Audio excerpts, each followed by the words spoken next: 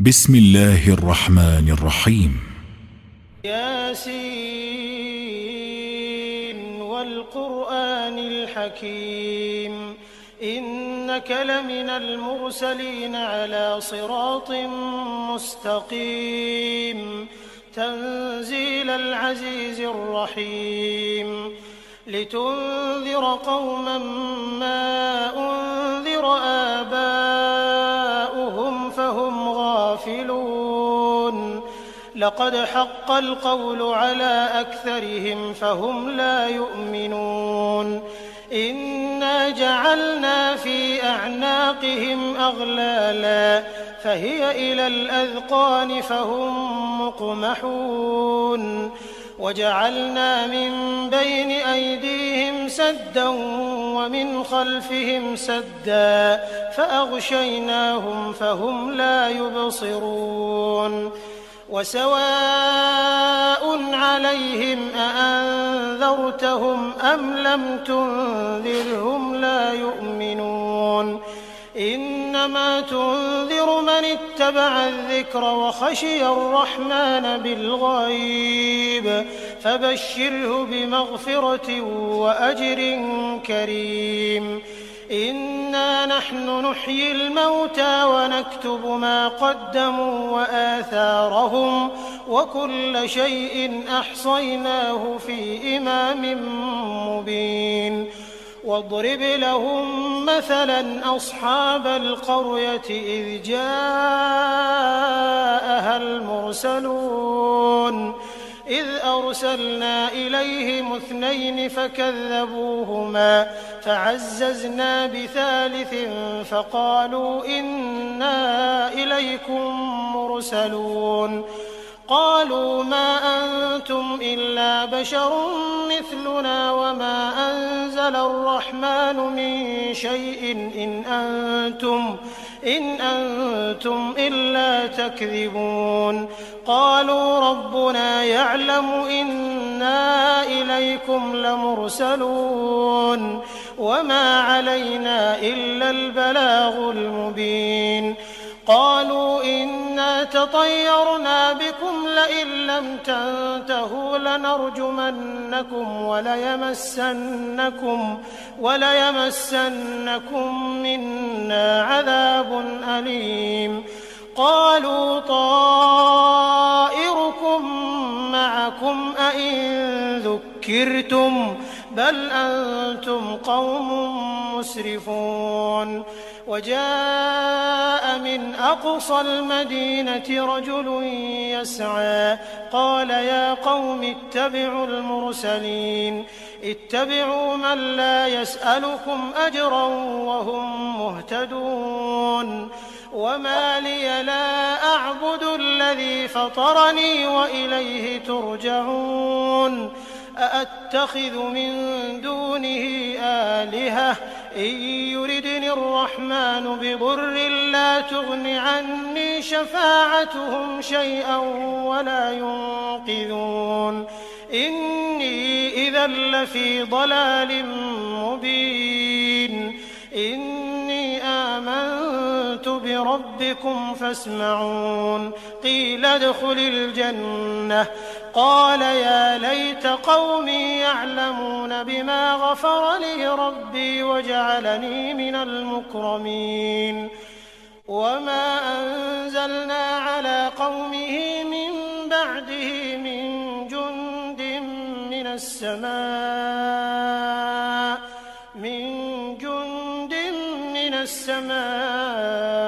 وما كنا منزلين إن كانت إلا صيحة واحدة فإذا هم خامدون يا حسرة على العباد ما يأتيهم من رسول إلا كانوا به يستهزئون ألم يروا كم أهلكنا قبلهم من القرون أنهم إليهم لا يرجعون وإن كل لما جميع لدينا محضرون وآية لهم الأرض الميتة أحييناها فأخرجنا منها حبا فمنه يأكلون وجعلنا فيها جنات من نخيل وأعناب وفجرنا فيها من العيون ليأكلوا من ثمره وما عملته أيديهم أفلا يشكرون سبحان الذي خلق الأزواج كلها مما تنبت الأرض ومن أنفسهم ومما لا يعلمون وآية لهم الليل نسلخ منه النهار فإذا هم مظلمون والشمس تجري لمستقر لها ذلك تقدير العزيز العليم والقمر قدرناه منازل حتى عاد كالعرجون القديم لا الشمس ينبغي لها أن تدرك القمر ولا الليل سابق النهار وكل في فلك يسبحون وآية لهم أنا حملنا ذريتهم في الفلك المشحون وخلقنا لهم من مثله ما يركبون وإن نشأ نغرقهم فلا صريخ لهم ولا هم ينقذون إلا رحمة منا ومتاعا إلى حين وإذا قيل لهم اتقوا ما بين أيديكم وما خلفكم لعلكم ترحمون وما تأتيهم من آية من آيات ربهم إلا كانوا عنها معرضين وإذا قيل لهم أنفقوا مما رزقكم الله قال الذين كفروا للذين آمنوا أنطعم من لو يشاء الله أطعمه إن أنتم إلا في ضلال مبين ويقولون متى هذا الوعد إن كنتم صادقين ما ينظرون إلا صيحة واحدة تأخذهم وهم يخصمون فلا يستطيعون توصية ولا إلى أهلهم يرجعون ونفخ في الصور فإذا هم من الأجداث إلى ربهم ينسلون قالوا يا ويلنا من بعثنا من مرقدنا هذا ما وعد الرحمن وصدق المرسلون إن كانت إلا صيحة واحدة فإذا هم جميع لدينا محضرون فاليوم لا تظلم نفس شيئا ولا تجزون إلا ما كنتم تعملون إن أصحاب الجنة اليوم في شغل فاكهون هم وأزواجهم في ظلال على الأرائك متكئون لهم فيها فاكهة ولهم ما يدعون سلام قولا من رب رحيم وامتازوا اليوم أيها المجرمون ألم أعهد إليكم يا بني آدم ألا تعبدوا الشيطان إنه لكم عدو مبين وأن اعبدوني هذا صراط مستقيم ولقد أضل منكم جبلا كثيرا أفلم تكونوا تعقلون هذه جهنم التي كنتم توعدون اصلوها اليوم بما كنتم تكفرون اليوم نختم على أفواههم وتكلمنا أيديهم وتشهد أرجلهم بما كانوا يكسبون ولو نشاء لطمسنا على أعينهم فاستبقوا الصراط فأنى يبصرون ولو نشاء لمسخناهم على مكانتهم فما استطاعوا مضيا ولا يرجعون ومن نعمره ننكسه في الخلق أفلا يعقلون وما علمناه الشعر وما ينبغي له إن هو إلا ذكر وقرآن مبين لينذر من كان حيا ويحق القول على الكافرين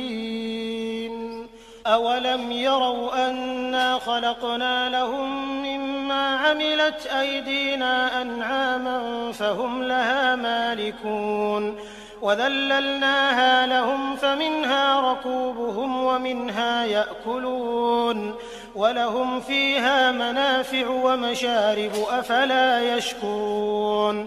واتخذوا من دون الله آلهة لعلهم ينصرون لا يستطيعون نصرهم وهم لهم جند محضرون فلا يحزنك قولهم إنا نعلم ما يسرون وما يعلنون أولم ير الإنسان أنا خلقناه من نطفة فإذا هو خصيم مبين وضرب لنا مثلا ونسي خلقه قال من يحيي العظام وهي رميم قل يحييها الذي أنشأها أول مرة وهو بكل خلق عليم الذي جعل لكم من الشجر الأخضر نارا فإذا أنتم منه توقدون أوليس الذي خلق السماوات والأرض بقادر على أن يخلق مثلهم بلى وهو الخلاق العليم إنما أمره إذا أراد شيئا أن يقول له كن فيكون فسبحان الذي بيده ملكوت كل شيء وإليه ترجعون بسم الله الرحمن الرحيم الرحمن علم القرآن خلق الإنسان علمه البيان الشمس والقمر بحسبان والنجم والشجر يسجدان والسماء رفعها ووضع الميزان ألا تطغوا في الميزان وأقيموا الوزن بالقسط ولا تخسروا الميزان والأرض وضعها للأنام فيها فاكهة والنخل ذات الأكمام والحب ذو العصف والريحان فبأي آلاء ربكما تكذبان خلق الإنسان من صلصال كالفخار وخلق الجان من مارج من نار فبأي آلاء ربكما تكذبان رب المشرقين ورب المغربين فبأي آلاء ربكما تكذبان مرج البحرين يلتقيان بينهما برزخ لا يبغيان فبأي آلاء ربكما تكذبان يخرج منهما اللؤلؤ والمرجان فبأي آلاء ربكما تكذبان وله الجوار المنشآت في البحر كالأعلام فبأي آلاء ربكما تكذبان كل من عليها فان ويبقى وجه ربك ذو الجلال والإكرام والإكرام فبأي آلاء ربكما تكذبان يسأله من في السماوات والأرض كل يوم هو في شأن فبأي آلاء ربكما تكذبان سنفرغ لكم أيها الثقلان فبأي آلاء ربكما تكذبان يا معشر الجن والإنس إن استطعتم أن تنفذوا من أقطار السماوات والأرض فانفذوا لا تنفذون إلا بسلطان فبأي آلاء ربكما تكذبان يرسل عليكما شواظ من نار ونحاس فلا تنتصران فبأي آلاء ربكما تكذبان فإذا انشقت السماء فكانت وردة كالدهان فبأي آلاء ربكما تكذبان فيومئذ لا يسأل عن ذنبه إنس ولا جان فبأي آلاء ربكما تكذبان يعرف المجرمون بسيماهم فيؤخذ بالنواصي والأقدام فبأي آلاء ربكما تكذبان هذه جهنم التي يكذب بها المجرمون يطوفون بينها وبين حميم آن فبأي آلاء ربكما تكذبان ولمن خاف مقام ربه جنتان فبأي آلاء ربكما تكذبان ذواتا أفنان فبأي آلاء ربكما تكذبان فيهما عينان تجريان فبأي آلاء ربكما تكذبان فيهما من كل فاكهة زوجان فبأي آلاء ربكما تكذبان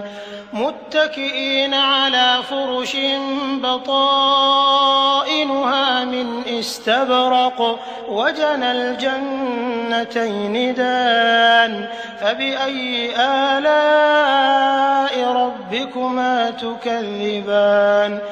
فيهن قاصرات الطرف لم يطمثهن إنس قبلهم ولا جان فبأي آلاء ربكما تكذبان كأنهن الياقوت والمرجان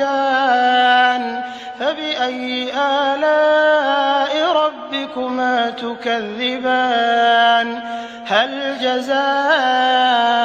الإحسان إلا الإحسان فبأي آلاء ربكما تكذبان ومن دونهما جنتان فبأي آلاء ربكما تكذبان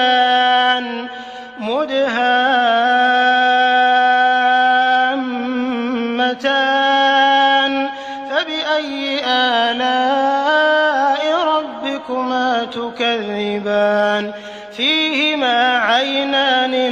نضاختان فبأي آلاء ربكما ربكما تكذبان فيهما فاكهة ونخل ورمان فبأي آلاء ربكما تكذبان فيهن خيرات حسان فبأي آلاء ربكما تكذبان حور مقصورات في الخيام فبأي آلاء ربكما تكذبان لم يطمثهن إنس قبلهم ولا جان فبأي آلاء ربكما تكذبان متكئين على رفرف خضر وعبقري حسان فبأي آلاء ربكما تكذبان تبارك اسم ربك ذي الجلال والإكرام. بسم الله الرحمن الرحيم. ياسين والقرآن الحكيم إنك لمن المرسلين على صراط مستقيم تنزيل العزيز الرحيم لتنذر قوما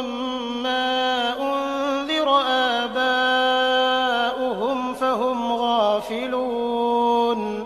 لقد حق القول على أكثرهم فهم لا يؤمنون إنا جعلنا في أعناقهم أغلالا فهي إلى الأذقان فهم مقمحون وجعلنا من بين أيديهم سدا ومن خلفهم سدا فأغشيناهم فهم لا يبصرون وسواء عليهم أأنذرتهم أم لم تنذرهم لا يؤمنون إنما تنذر من اتبع الذكر وخشي الرحمن بالغيب فبشره بمغفرة وأجر كريم إنا نحن نحيي الموتى ونكتب ما قدموا وآثارهم وكل شيء أحصيناه في إمام مبين واضرب لهم مثلا أصحاب القرية إذ جاءها المرسلون إذ أرسلنا إليهم 2 فكذبوهما فعززنا بثالث فقالوا إنا إليكم مرسلون قالوا ما أنتم إلا بشر مثلنا وما أنزل الرحمن من شيء إن أنتم إلا تكذبون قالوا ربنا يعلم إنا إليكم لمرسلون وما علينا إلا البلاغ المبين قالوا إنا تطيرنا بكم لئن لم تنتهوا لنرجمنكم وليمسنكم منا عذاب أليم قالوا طائركم معكم أئن ذكرتم بل أنتم قوم مسرفون وجاء من أقصى المدينة رجل يسعى قال يا قوم اتبعوا المرسلين اتبعوا من لا يسألكم أجرا وهم مهتدون وما لي لا أعبد الذي فطرني وإليه ترجعون أأتخذ من دونه آلهة إن يردني الرحمن بضر لا تغن عني شفاعتهم شيئا ولا ينقذون إني إذا لفي ضلال مبين ربكم فاسمعون قيل ادخل الجنة قال يا ليت قومي يعلمون بما غفر لي ربي وجعلني من المكرمين وما أنزلنا على قومه من بعده من جند من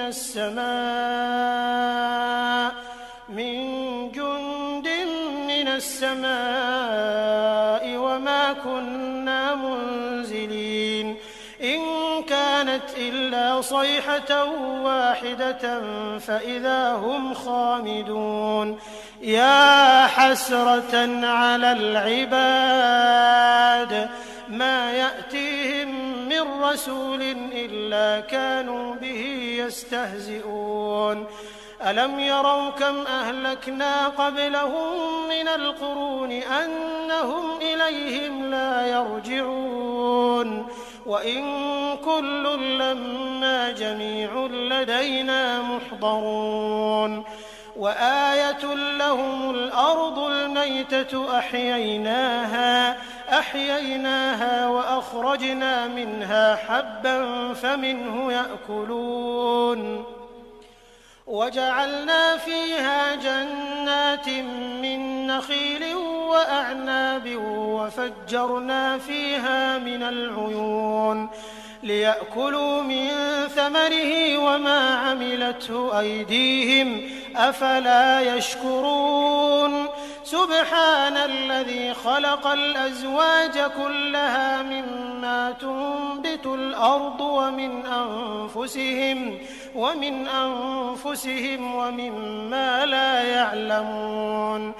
وآية لهم الليل نسلخ منه النهار فإذا هم مظلمون والشمس تجري لمستقر لها ذلك تقدير العزيز العليم والقمر قدرناه منازل حتى عاد كالعرجون القديم لا الشمس ينبغي لها أن تدرك القمر ولا الليل سابق النهار وكل في فلك يسبحون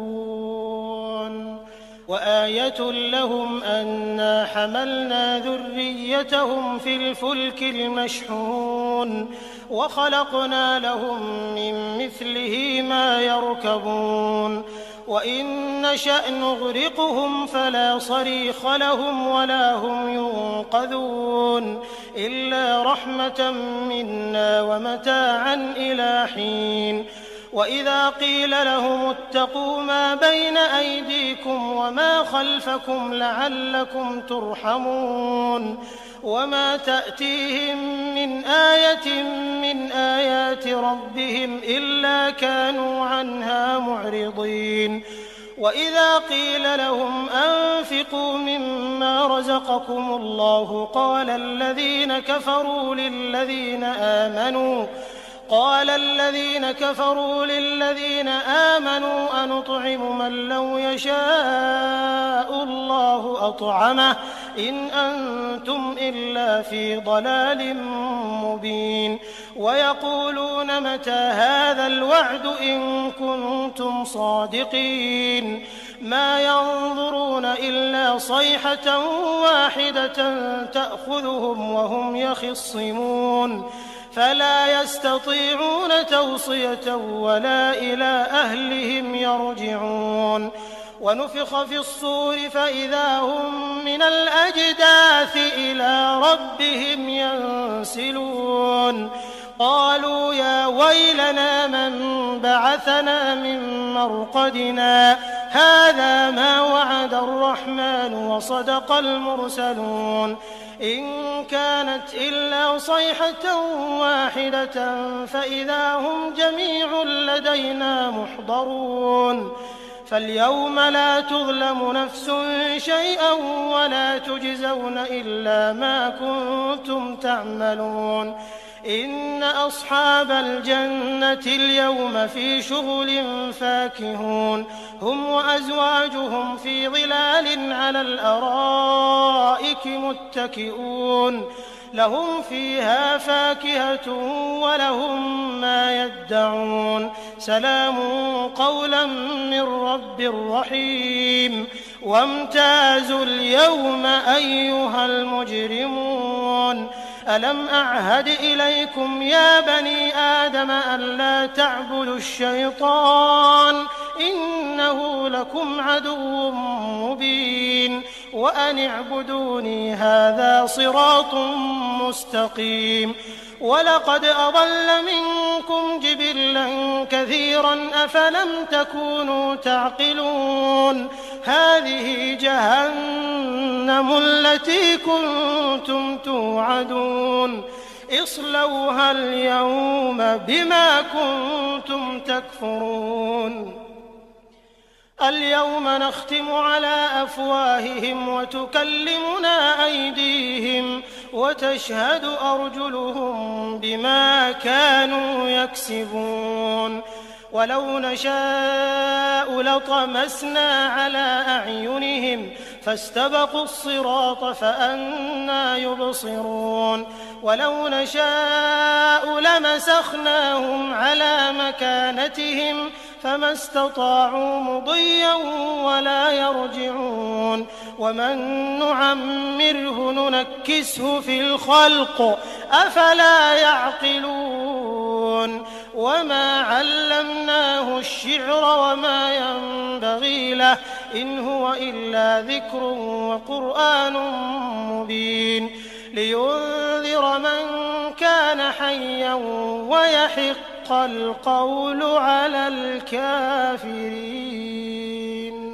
أولم يروا أنا خلقنا لهم مما عملت أيدينا أنعاما فهم لها مالكون وذللناها لهم فمنها ركوبهم ومنها يأكلون ولهم فيها منافع ومشارب أفلا يشكرون واتخذوا من دون الله آلهة لعلهم ينصرون لا يستطيعون نصرهم وهم لهم جند محضرون فلا يحزنك قولهم إنا نعلم ما يسرون وما يعلنون أولم ير الإنسان أنا خلقناه من نطفة فإذا هو خصيم مبين وضرب لنا مثلا ونسي خلقه قال من يحيي العظام وهي رميم قل يحييها الذي أنشأها أول مرة وهو بكل خلق عليم الذي جعل لكم من الشجر الأخضر نارا فإذا أنتم منه توقدون أوليس الذي خلق السماوات والأرض بقادر على أن يخلق مثلهم بلى وهو الخلاق العليم إنما أمره إذا أراد شيئا أن يقول له كن فيكون فسبحان الذي بيده ملكوت كل شيء وإليه ترجعون